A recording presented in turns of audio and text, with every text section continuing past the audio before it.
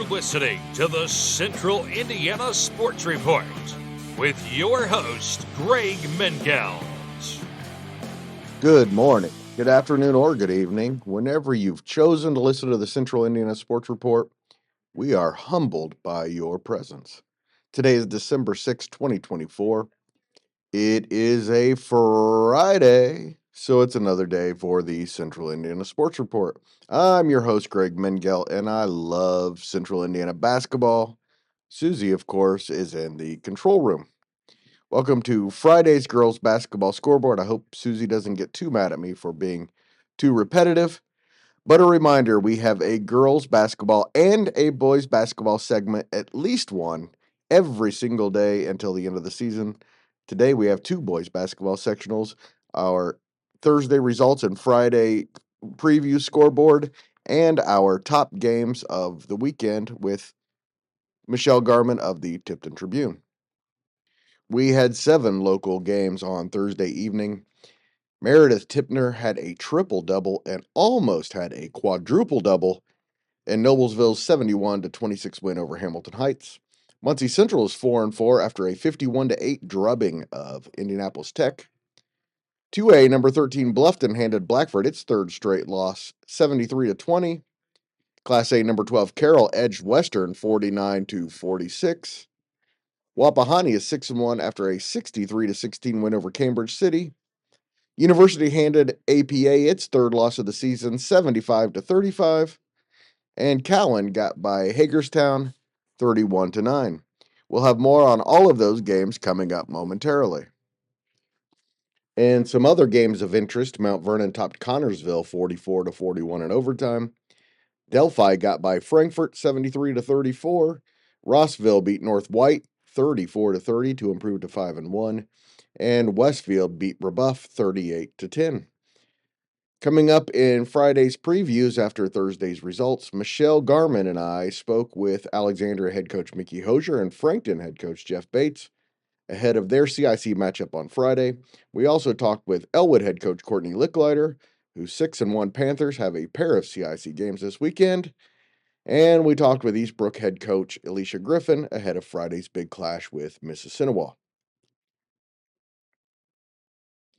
Senior and future Indiana All-Star and future Miami Redhawk Meredith Tipner scored 19 points on 7 of 10 shooting with 13 rebounds, 10 assists, and 9 steals for a triple-double and near quadruple-double in the Millers' 71-26 win over Hamilton Heights. The winless Huskies hung tight early with the Class 4A number 13 Millers. It was 14-6 at the end of the first, however. It was 53-26 by the end of the third. Then Noblesville outscored the Huskies 18-0 in the fourth. Noblesville had 3 in double figures. Besides Tipner, junior CeCe Quigley had 14, and senior Kate Rollins had 13. Blackford took its third straight loss Thursday, 73-20 at Bluffton. 8-1 Bluffton led 19-4 after one quarter and 47-4 at the half. The Tigers were led by senior Isabel Stout's 19-point, 10 rebound, 4 steal, and 3 assist performance. Junior Conley Alt finished with 18 points, 6 rebounds, and 3 assists, and 3 steals. And freshman Chloe Dick added 14 points. Blackford was shut out in the second period and turned the ball over 21 times in that quarter. The reigning CIC champion Bruins will look to get back on track Saturday when they go to Madison Grant. The Argyles and Bruins are both 1-6. Western came up just short in a 49-46 loss against Class A number 12 Carroll on Thursday. Sophomore Lainey Smith and junior Elise Walden scored 13 each to lead the Panthers. Sophomore Ella Rawlings added 10 in the loss. Western is now 2-0 at home and 0-3 on the road, and they go back on the road on Saturday evening to face 6-1 Oak Hill.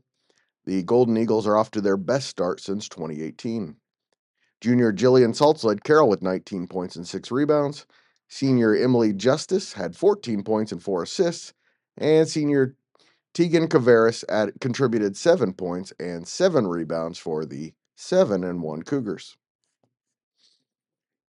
After winning just 2 games last year, Muncie Central won its 4th in its first 8 games after Thursday's 51-8 victory over Indianapolis Tech. It's the second time in the last 3 games the Bearcats have surrendered just 8 points. They've won 4 of their last 6 games after an 0-2 start. Central plays its second of 3 straight games at home Tuesday against 3-3 Jennings County. Cowan snapped a 5-game losing streak and won on the road for the first time, 31-29 at Hagerstown. The Blackhawks led 27-15 at the end of the third quarter and held on for the win. Cowan is 0-3 in the Mideastern Conference and goes to Blue River next Friday for its 4th conference game. University handed Anderson Prep its 3rd loss of the season, 75-35 on Thursday. Taylor Say scored 29 points and Leah Norvell added 18 for the 3-3 Trailblazers. Anderson Prep now has 9 games before its next game against Union. The 2-5 Rockets and Anderson Prep will play on December 14th. There are 4 local games on Friday, including 3 CIC contests. We spoke with 4 coaches ahead of the big night. The Central Indiana Conference gets started in earnest on Friday. Oak Hill beat Madison Grant on November 22nd. That's been the only conference game played so far. 2A number 5 Alexandria looks like the clear favorite and starts with one of their biggest challenges in the conference Friday when the Tigers go to Frankton. Frankton has struggled lately in recent losses to Muncie Central, LaPel, and Shenandoah. Michelle Garman and I spoke with both head coaches about the game on Thursday evening. First, Jeff Bates spoke about the challenge Alexandria poses, especially defensively. Well, right now they are on a roll, Greg, and they seem to be firing on all cylinders. So we have to disrupt them somehow and make it close enough that we might be able to sneak one. They are playing really well, and so they're going to be a tough challenge. Jeff, the fact that you've had in your losses, you've had issues with turnovers. Yeah. So, and Alexandria, the pressure they're putting on and turnovers they're forcing this season. I'm sure that's a big concern of yours going in. And what have you guys done in practice the last couple of days to try to be able to handle that pressure? Yeah, and that is a big issue. Their defense is designed for turnovers, and it's designed in such a way that Jacqueline gets a lot of those turnovers herself. And so we've had to speed up ourselves in practice, really try to push ourselves in many different ways, just by upping the tempo in order to try to simulate some of that pressure. Coach, it's been a rough last couple of games. Tell us what's been the issue and can you fix it? Yeah, I think we can fix it. And I think I've already kind of touched on the issue a little bit, and that's our turnovers. We haven't really valued the ball like we did in the LaPel game or the Newcastle game. And without valuing the ball and making those turnovers, you give the other team lots of opportunities to score. And so that's hopefully something that we can cut down on a little bit moving forward. The other thing is we didn't really shoot very well the last 2 games. Our shooting percentage was really down, and we had enough open shots and open looks to have knocked down some shots, and they just didn't go. Coach, do you feel like at least I think it was at least in the Shenandoah game and maybe even the other that you guys are settling for too many threes? Oh yeah, yeah, and we've talked about that. We've looked to move the ball inside, and the funny thing is many times when we kicked it inside, they kick it right back out, and so we wind up with an open 3, but it's not necessarily what we always want. And when we're hitting, it's fantastic. When you're not hitting, then it's really an Achilles heel. Clearly, Alexandria head coach Mickey Hosier is thrilled with the Tigers' 8-0 start. We've talked about that before. But it's not just the 8-0 start, it's how they've played. The closest game that they've had is 19 points. Alexandria is clearly the favorite in this one, but Hosier is leery of Coach Bates' Eagles. We feel good. We feel good right now. We kind of split our season into thirds, and we're a third of the way through, and now we move into our conference season, and try to get dialed in to our first conference game. Hey, Mickey, is it kind of hard? Because I think Frankton is kind of a hard team to know what you're going to get That's when you play them because, you know, I would say they have been a model of inconsistency at times. And I know Jeff and I talked about that after the lapel game.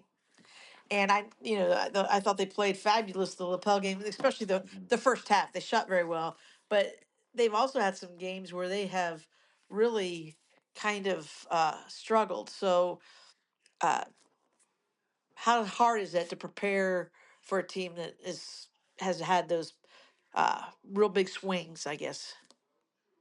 Yeah, no, I agree.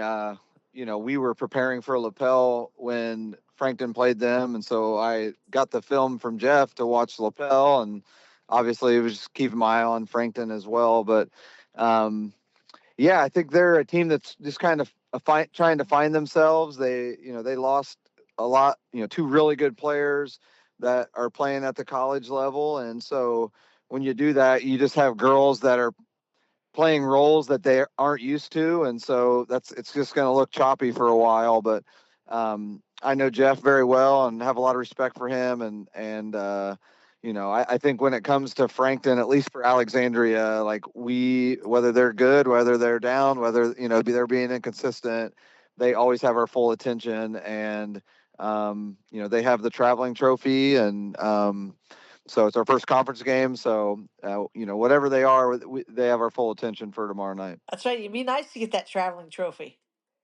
Yeah, we haven't had it for 20 years, which, I think since Jody and Jackie, Wow. we had a chance to get it last year, and probably played our worst game of the year versus Blackford. And it was more on us than Blackford. Blackford played great, but I feel like we were better, and just like any season, we just were going through some stuff, and had it right in front of us, and didn't take advantage of it. So, I feel like our girls know the what this game is, like it is Frankton Ellick every year, and especially a little bigger with it always being our first conference game, and with the traveling trophy. You know, Mickey, do you feel like your team is starting to you're starting to settle to where you kind of find that 2, 3, 4 score? I mean, everyone knows what Jackie's going to do every game, and I think for Yeah. you guys, it's been okay.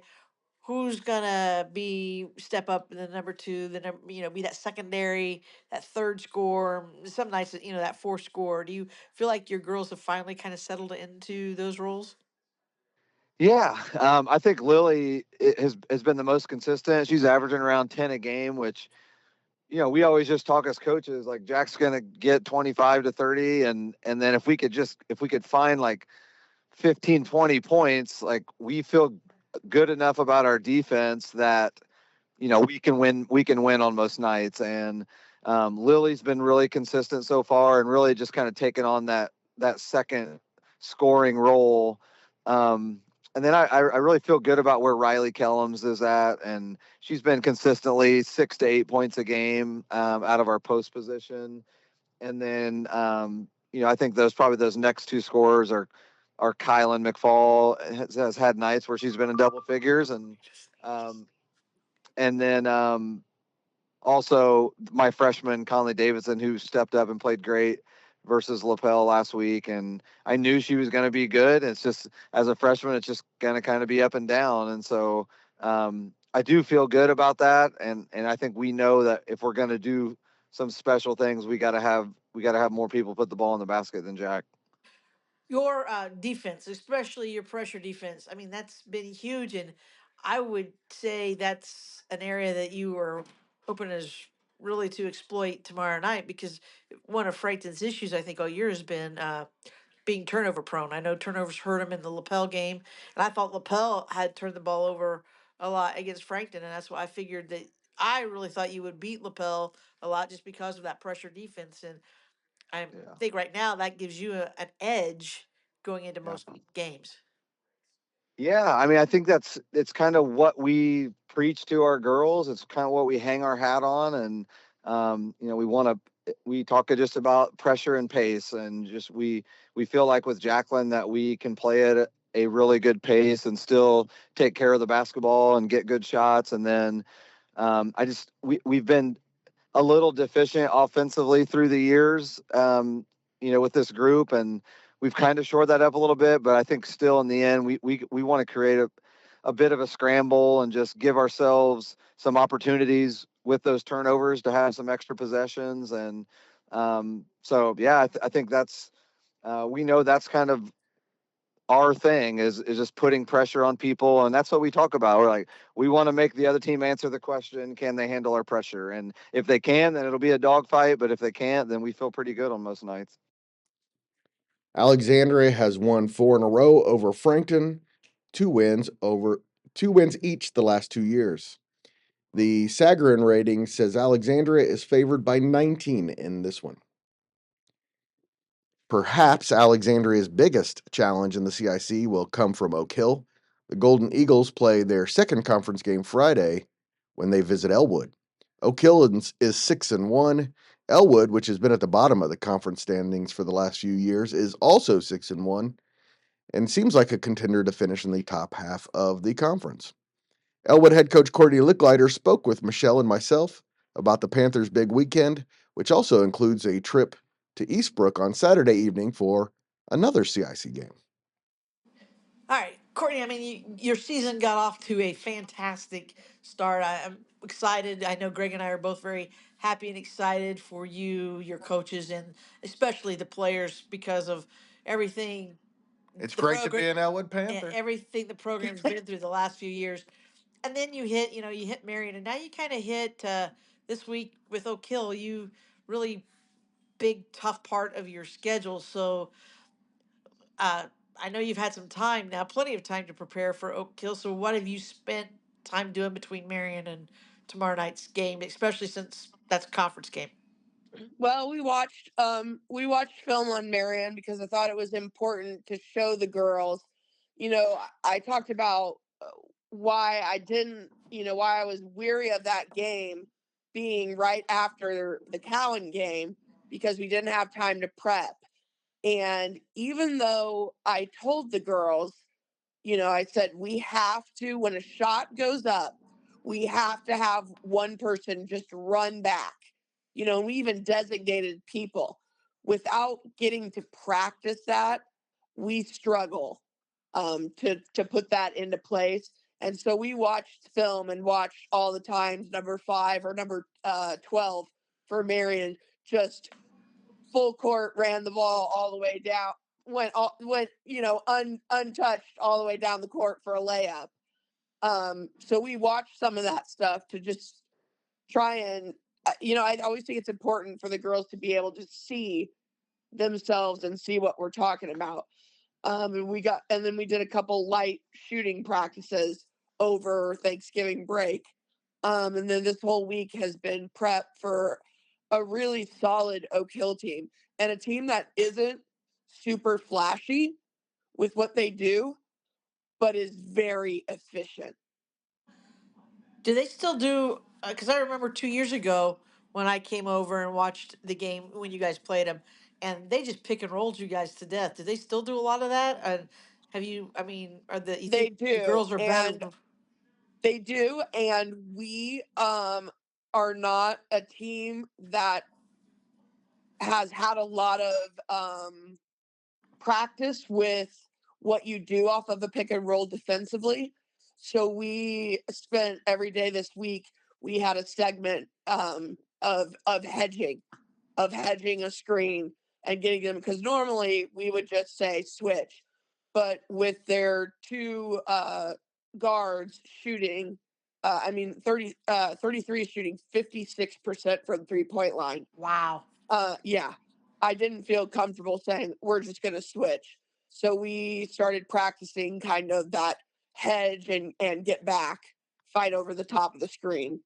And of course, it's a tough weekend for you because it's a back to back weekend, and I know, Again, but it's yep. CIC back to back weekend. I mean, both games are big because they're conference games. Fire the athletic director. Yeah. Yeah, I mean, it is unfortunate that happens a couple times this season. And again, we are still a young team and we really need to prep on the court. But you know what? Things don't always go the way you want them to, That's go. right. And so we're going to get in on Saturday. We're going to come in early and do some walkthrough stuff for the Eastbrook game, but we'll do the best we can. Yeah, I guess if there's a good thing about this or good news about this is that you are prepping for the team that is probably more veteran and a little bit stronger, and you get the lesser time of prep for a team that's got a new coach. I Well, know she's been in the program, but new coach and graduated a lot of key graduated players. quite a few people. And just Yes, lost their exactly. best player to an ankle injury. She will be out all weekend. Again, you're young, and we know that Breland and Kendra are your leaders, and they've been pretty solid and consistent for you this season. Who are some of the younger players that you have right now that you think are really starting to get it and are going to be able to really contribute to you this weekend and as the season goes on? Addie Stout is a freshman that we're starting, and as far as athletic ability, she's probably the most athletic on the team. And she has been doing a really good job defensively, rebounding. We just got to keep working on getting her confidence with her shot and kind of fixing her form. And then another person who, she was kind of on the fence, I think, about playing this year, and I'm so glad she did, is Journey Crawford. She's not going to do anything super flashy, but she has been really solid with the ball. And her defense, I've been really impressed with how much her defense has improved from last year to this year. The Sagarin rating also has Oak Hill favored to win this game by 19 points. It's been a tough start to the season for both reigning CIC champions Blackford and Eastbrook. Eastbrook is 2-4 and recently took a 42-33 loss at Southwood. In that game, the Panthers also lost senior star Mia Bustos to an ankle injury. She'll be out at least a week. Mississinawa is 1-5 and has lost 5 in a row.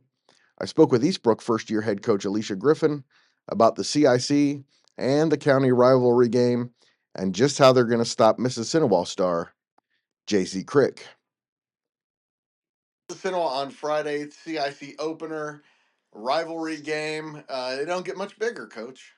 Yeah, no, for sure. Friday night game, and we talked about that today at practice, and how we just got to be ready to play and ready for a physical matchup with Mississinawa. What do they do well? Defensively, they're always tough-nosed. They definitely give teams trouble in the backcourt with their press, and JC Crick is top notch, and she's gonna give us a lot to handle. Yeah, how much attention do you pay to her? Well, I kind of went back and forth, do we just let her go for 35 and shut everyone else down, or do we just try to contain her? So we have different game plans that we've been working on the past couple days, and we'll see which one, works best. And it's a game that both teams could really use a win, so it should be an intense one. Yeah, for sure. And it's always intense with Mississinawa, and especially with it being the first round of conference, for sure. It's a way for us. So we're going to be coming in against a home crowd, and it always gets a little rowdy. So we just definitely have to stay composed and be ready to go and have anything thrown at us. The Sagarin rating says Mississinawa is favored by 10 points. Sheridan looks like the class of the Hoosier Heartland Conference. The Blackhawks opened the season with a 44-24 win over defending champion Carroll and has been very impressive in their 5-1 start. The Blackhawks are coming off an 82-11 win over Frankfort. They host Clinton Prairie on Friday evening as part of a girls-boys doubleheader. The Gophers are 3-4 and were beaten 57-25 by Sheridan last year. The Blackhawks have one of the area's top 5 players, that might not even be high enough, and senior Kinsey Garner. She's averaging 20 points, 10 rebounds, 4.2 steals, and 3.5 assists, while shooting 56% from the field, 36% behind the three-point arc, and 70% at the foul line. Sheridan should easily win this one. The Sagarin prediction says they are favored by 29. And now you know everything we know about Central Indiana girls basketball. And of course, we will have reports on all of these games, all of Friday's games on Saturday's Central Indiana Sports Report. Thanks once again to Michelle Garment of the Tipton Tribune and Elwood Call Leader for helping out with the interviews. She also co-hosted the boys' weekend preview. Go and listen to that one, please. That was released early Friday morning. Thank you as well to Alexandria head coach Mickey Hosier and Frankton head coach Jeff Bates, Elwood head coach Courtney Lickliter, and Eastbrook head coach Alicia Griffin for joining the Central Indiana Sports Report and talking about their teams to you. And thank you most of all to you for listening. We are honored every time you listen. Please don't forget to like, subscribe, or follow us on whatever platform you prefer. We are on SoundCloud, Spotify, Apple Podcast, Amazon Music, and now we are streaming at YouTube. Just search Central Indiana Sports Report and you will find us on YouTube. And again, we're growing really fast. We are hitting record numbers every day as the word spreads, and you can help us spread it even more by telling a friend.